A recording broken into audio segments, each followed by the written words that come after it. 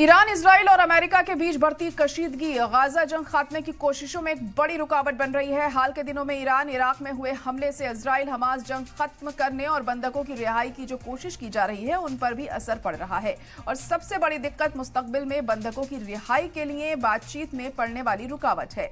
माहिरीन का मानना है कि अरौरी के कत्ल से और यरगमालियों की रिहाई पर होने वाली बातचीत में रुकावट हो सकती है, जिससे अपने रिश्तेदारों के घर आने का बेसब्री से इंतजार कर रहे इजरायली लोगों के लिए ये एक और झटका होगा।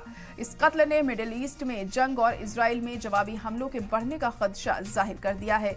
इस बीच इजराइल ने लोकल मीडिया की उन रिपोर्ट्स की तरदीद की है जिसमें दावा किया गया है कि इजराइल गाजा के लोगों को अफ्रीकी मुल्क या किसी दूसरे मुल्क में ट्रांसफर करने की कोशिश पर गौर कर रहा है।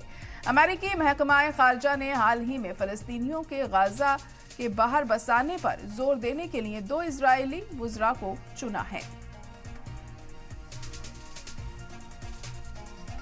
तो अमेरिका की तरफ से जो भी रवैया यहां अपनाया जा रहा है वो साफ तौर पर यह जाहिर करता है कि अमेरिका की आखिर मंशा क्या है, क्योंकि लगातार वो दिखा जरूर रहा है कि वो जंग रोकना चाहता है, लेकिन उसके इरादे कुछ और हैं। ईरान, इजराइल और अमेरिका के बीच बढ़ती कशीदगी गाजा जंग खात्मे की कोशिशों में एक बड़ी रुकावट बन रही है। हाल के दिनों में ईरान इराक में हुए हमले में इजराइल हमास जंग खत्म करने और बंधकों की रिहाई की जो कोशिशें की जा रही हैं उन पर भी अब असर पड़ता हुआ दिखाई दे रहा है। और सबसे बड़ी दिक्कत मुस्तकबिल में बंधकों की रिहाई के लिए है, जो बातचीत में पड़ने वाली रुकावट है।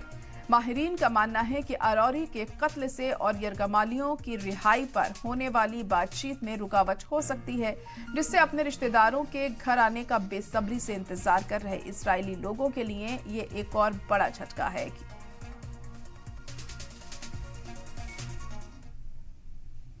من به رژیم صهیونیستی هشدار میدم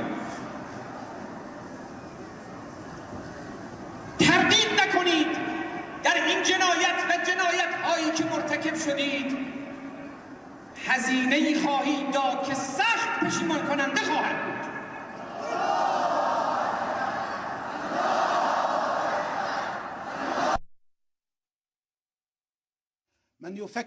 Yesterday's crime is a major and a dangerous crime, and it cannot be tolerated. There isn't much to be said about this matter, as we said in Hezbollah's statement yesterday. This is a dangerous crime. It will not go unanswered and unpunished.